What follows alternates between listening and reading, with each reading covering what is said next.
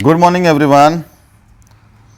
तो आज का हमारा जो टॉपिक है एडवर्ब्स, यानी ऐसे वर्ड्स जो किसी वर्ब को मॉडिफाई करते हैं, जो किसी वर्ब की विशेषता बताते हैं, उनको हम एडवर्ब्स कहते हैं।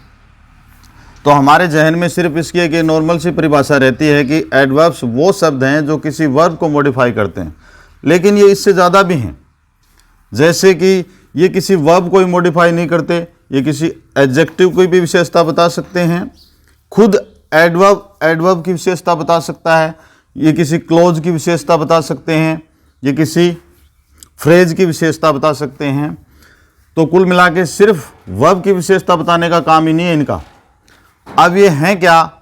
एडवर्ब्स ये हैं जो किसी वर्ब, जिसको हम एक्शन कह सकते हैं, उसका या तो तरीका बताएंगे कि कोई भी एक्शन कैसे हुआ, कब हुआ, क्यों हुआ, कितना हुआ, कितनी बार हुआ, इन प्रश्नों का उत्तर देते हैं एडवर्ब्स।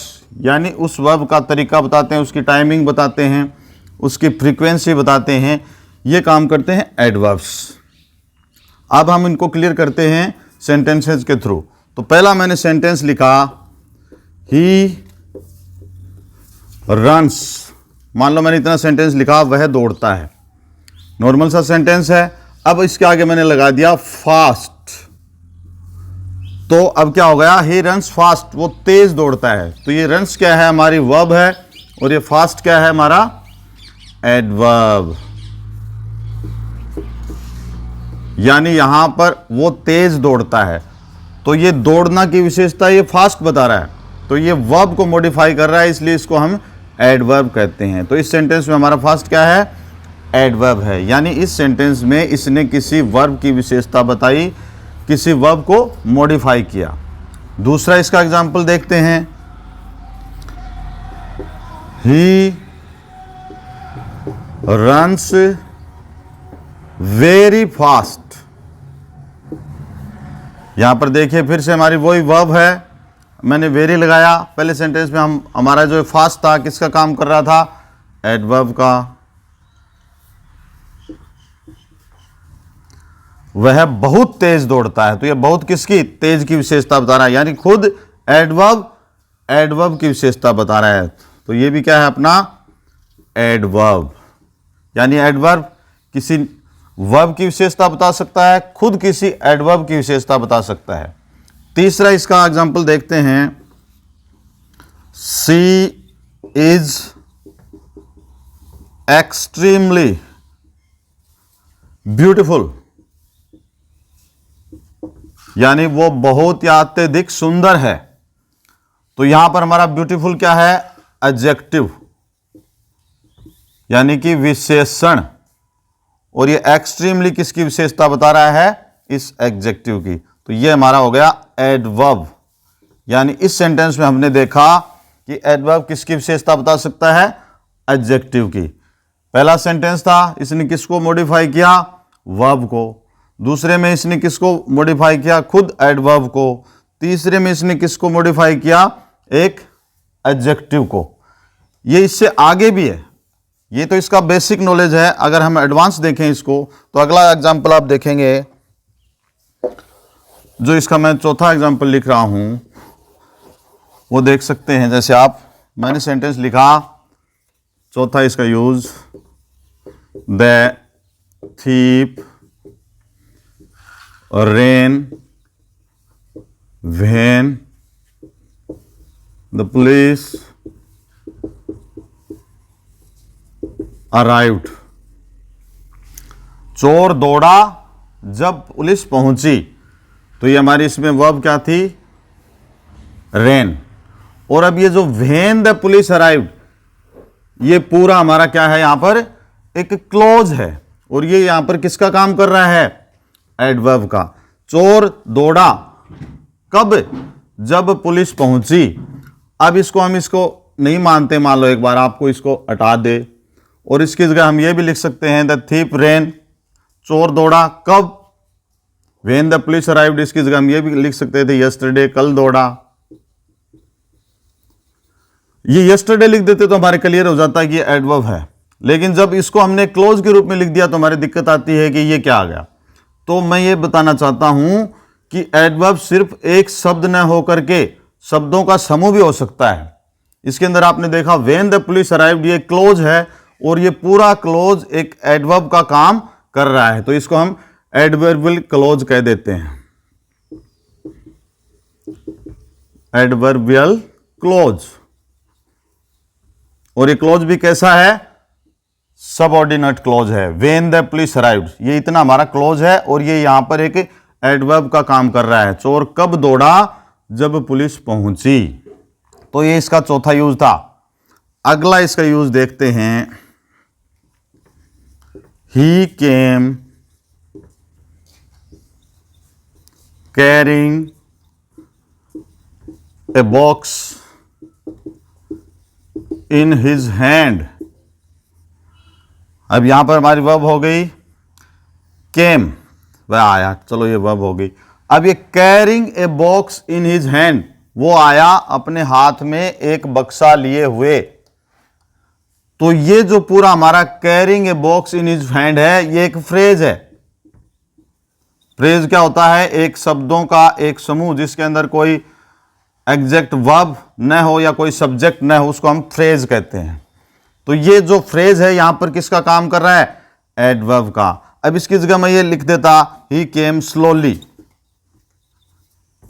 वह धीरे से आया, तो हमारा अर्थ एकदम क्लियर हो जाता, वह धीरे से आया, तब हमें कोई दिक्कत नहीं आती। लेकिन ये carrying a box in his hand, हाथों में एक बक्सा लिए हुए, ये भी वही काम कर रहा है जो स्लोली काम कर रहा था, जो हमें समझा रहा था। इट मीन्स ये भी क्या है? इतना हमारा जो फ्रेज है ये क्या है? एडवर्ब का काम कर रहा है। तो इसका ये पांचवा यूज है। एडवर्ब किसको मॉडिफाई कर सकता है? किसी पूरे फ्रेज को, उसकी जगह हम एडवर्ब काम में ले सकते हैं, तब इसको एडवर्बियल फ्रेज कह देते हैं। तो ये इसका नेक्स्ट यूज था। अगला यूज देखें।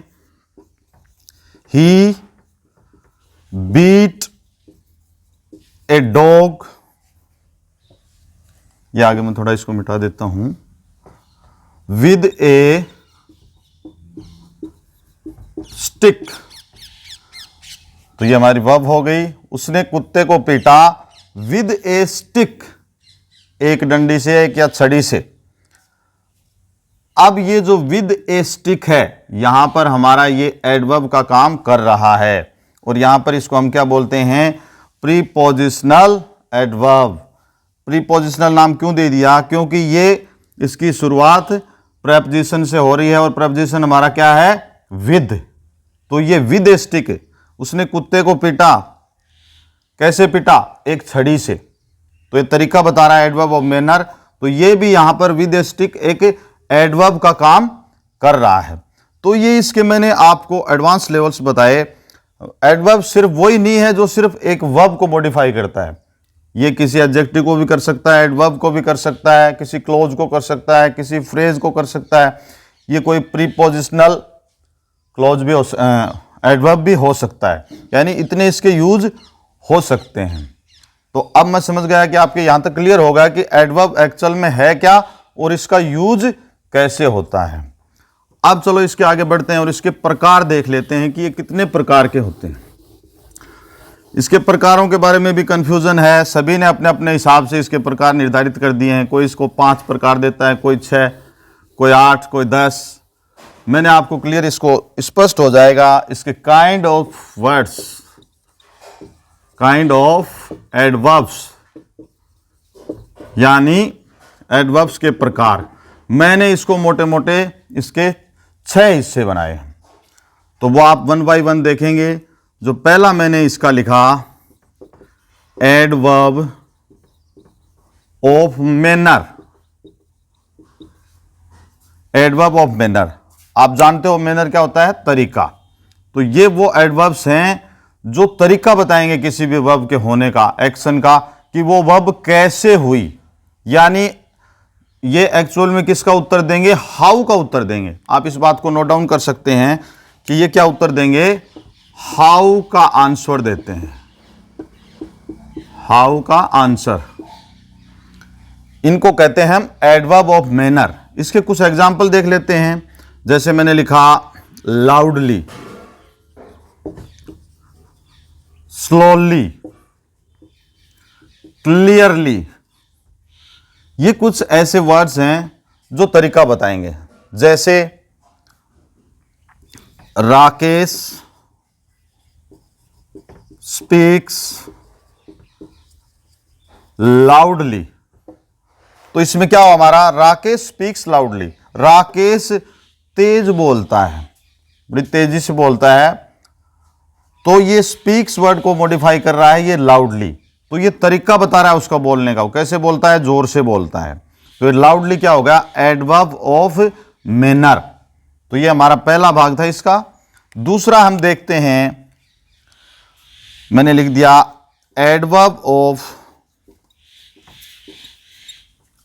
टाइम, यानी ये ऐसे एडवर्ब्स हैं जो टाइम को मेंशन करते हैं। ये किसका उत्तर देते हैं, अगर हम इसको और सिंप्लीफाई करें तो कोई भी एक्शन कब हुआ, यानी ये व्हेन का आंसर देते हैं, व्हेन का आंसर। इसके एग्जांपल देख लेते हैं, जैसे मैंने लिख दिया टुडे, टुमारो, यस्टरडे, लास्ट, इस लास्ट के बाद वीक कर सकते हो, मंथ कर सकते हो, ईयर कर सकते हो। ऐसे ही हमारा हो जाएगा नेक्स्ट। इसके बाद भी आप वही वीक कर सकते हो, मंथ कर सकते हो, ईयर कर सकते हो। यानी टुडे आज, टुमारो कल, यस्टरडे बीता हुआ कल, पिछले सप्ताह, पिछले महीने, पिछले साल, अगले सप्ताह, अगले महीने, अगले साल। ये किसको मेंशन करते हैं, टाइम को। इसलिए हमने इसको नाम भी क्या दे दिया, एडवर्ब ऑफ टाइम। और कुल मिला के ये उत्तर देते हैं व्हेन का, यानी कोई भी एक्शन और उसी एक्शन को हम जिसको हम वर्ब कहते हैं वो कब हुई, तो इनको कहेंगे हम एडवर्ब ऑफ टाइम। इसके एक एग्जांपल देख लेते हैं, जैसे मैंने इसी का एग्जांपल लिखा एडवर्ब ऑफ टाइम का।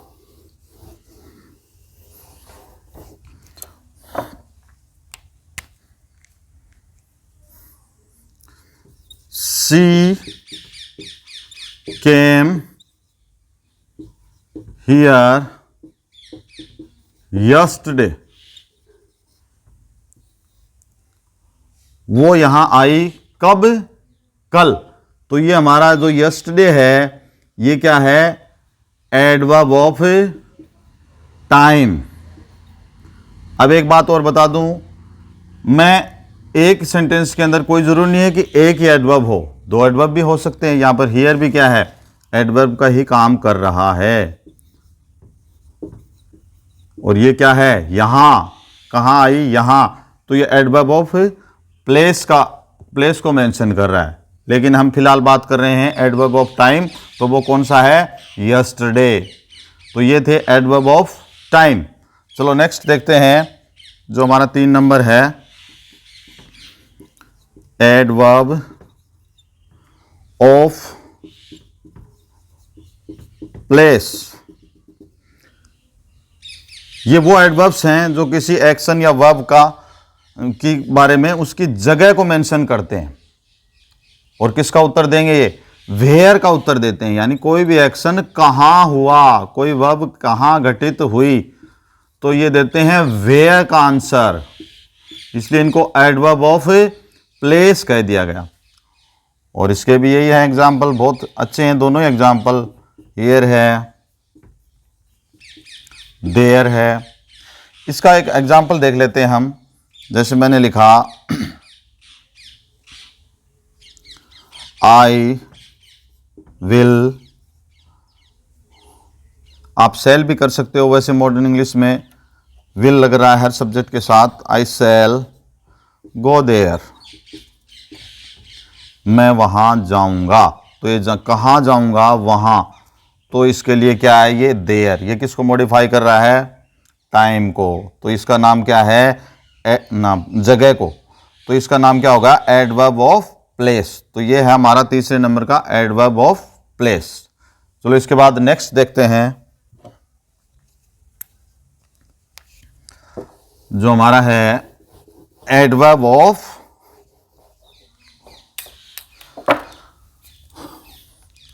फ्रीक्वेंसी, चौथा हमारा है एडवर्ब ऑफ फ्रीक्वेंसी। फ्रीक्वेंसी आप जानते हो वर्ड क्या है, बारंबारता, यानी कोई भी चीज कितनी बार हुई, यानी कोई भी एक्शन कितनी बार हुआ, उसको मेंशन करने के लिए एडवर्ब ऑफ फ्रीक्वेंसी का यूज करते हैं। इसके अंदर हम लिख लेते हैं, किसका उत्तर देते हैं, हाउ मैनी। हाउ मैनी का आंसर देते हैं, इसलिए इनको कह दिया गया है एडवर्ब ऑफ फ्रीक्वेंसी। इसके कुछ एग्जांपल्स देख लेते हैं, जैसे daily, usually, often, seldom, generally. ये क्या है, एडवर्ब ऑफ फ्रीक्वेंसी, यानी ये किसी एक्शन की बारंबारता बताते हैं। जैसे मैंने लिखा Rahul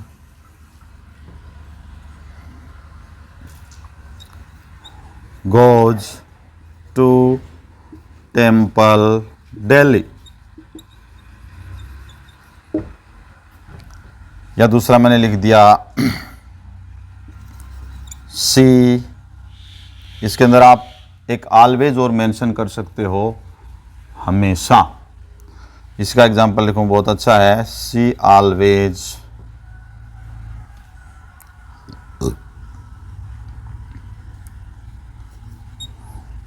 goes to a movie, goes to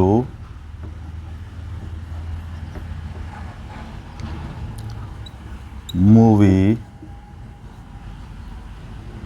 on Sunday।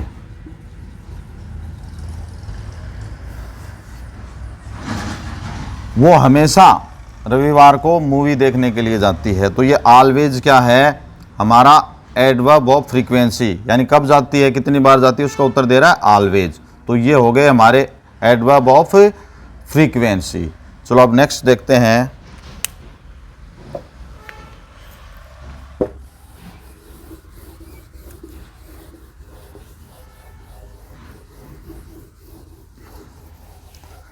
Adverb of degree. Adverb of degree भी कह देते हैं और इनको क्वांटिटी भी कह देते हैं। यानी ये वो एडवर्ब हैं जो किसी एक्शन की डिग्री बताएंगे या उसकी मात्रा बताएंगे, यानी कुल मिलाकर हाउ मच, कितना का उत्तर देंगे वो। तो ये क्या होते हैं, हाउ मच का आंसर देते हैं। ये आंसर नहीं है, आंसर है, ठीक है। इसके अंदर आप लिख सकते हो वेरी है, टू भी है। अब ये टू वर्ड का बता दूं आप, जैसे ये वेरी हम जब लगाते हैं किसी डिजायरेबल सेंस में लगाते हैं तब आता है, जैसे ही इज़ वेरी गुड। हम ये नहीं कह सकते ही इज़ टू गुड, या हम कह सकते हैं ही इज़ वेरी बैड। तो हम वेरी बैड नहीं लगाएंगे, उस बैड के पीछे हमें क्या लगाना पड़ेगा, फिर ही इज़ टू बैड, यानी अनडिजायरेबल सेंस में टू का लगाते हैं। दोनों ही बहुत का सेंस देते हैं। अब इसका एग्जाम्पल देखते हैं, जैसे सी इज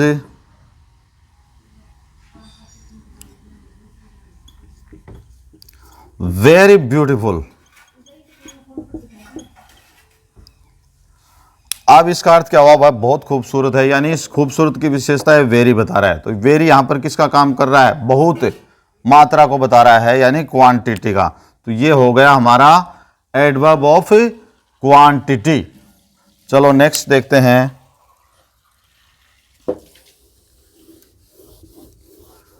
जिसको मैं लास्ट कहूंगा। वैसे किसी गाइड में आपको 7 मिलेंगे, किसी में 8 मिलेंगे। सब लोगों ने अपने अपने हिसाब से इसको टैकल करने की कोशिश की है, लेकिन मैं समझता हूं कि आपको इस 6 के अंदर पूरे क्लियर हो जाएंगे। छठा हमारा है जो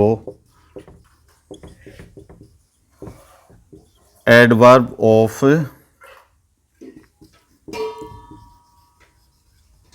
रीजन, या इसको कह सकते हैं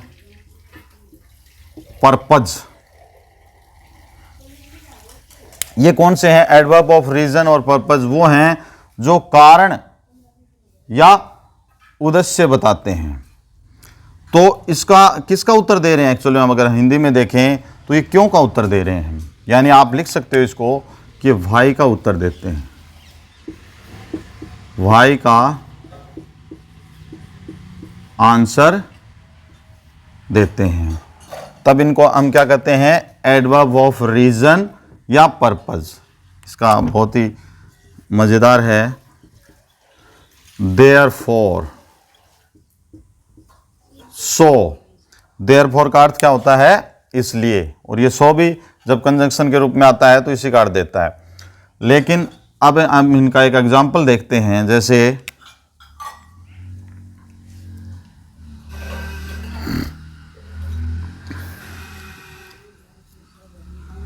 he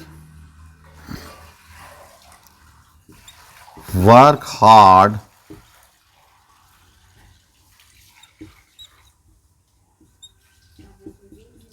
therefore he passed। उसने कठिन मेहनत की इसलिए वो पास हो गया। तो इसलिए यहां पर किसका काम कर रहा है? एडवर्ब ऑफ रीजन या पर्पज का उद्देश्य दर्शा रहा है। तो ये है हमारा देयरफॉर, जो नॉर्मली जैसे हमने आगे इनका कोई क्रम निर्धारित नहीं है कि आगे लगते हैं बीच में लगते हैं, ये अकॉर्डिंग टू सिचुएशन लगते हैं। ये देयरफॉर ये रीजन या पर्पज वाले हैं, या आपको नॉर्मली सेंटेंस के बीच में लगे हुए मिलते हैं। तो ये थे हमारे एडवर्ब ऑफ रीजन या पर्पज। अब हम देखते हैं कि इनको इनका यूज समझ लिया, इनके प्रकार समझ लिए। अब इनका जो प्रॉपर ऑर्डर है वो क्या है वो देखते हैं हम, यानी order of adverbs. Order of adverbs, इसका आप क्रम से लिख सकते हो। जैसे सबसे पहले आएगा अपना एडवर्ब ऑफ मैनर, इसके बाद आएगा अपना frequency,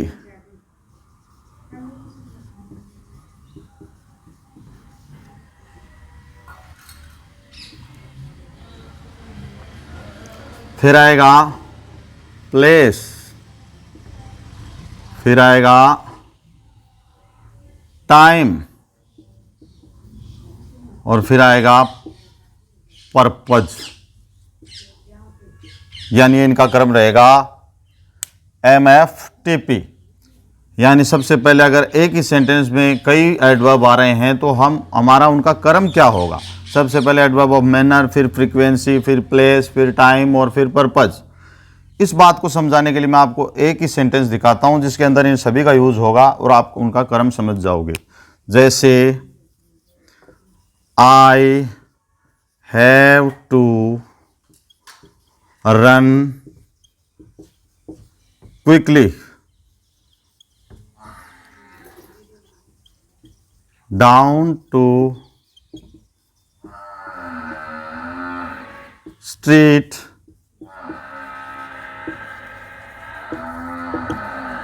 each morning after breakfast in order to catch my school bus। Sentence थोड़ा लंबा है लेकिन ये सभी कवर करने हैं, इसके लिए बनाना जरूरी था। I have to run quickly down to street each morning after breakfast in order to catch my school bus. I have to run quickly, मुझे तेज दौड़ना पड़ता है, डाउन टू स्ट्रीट, गली में, ईच मॉर्निंग, प्रत्येक सुबह, आफ्टर ब्रेकफास्ट यानी कि नाश्ता करने के बाद, in order to catch my school bus, किस लिए? मेरी स्कूल बस पकड़ने के लिए।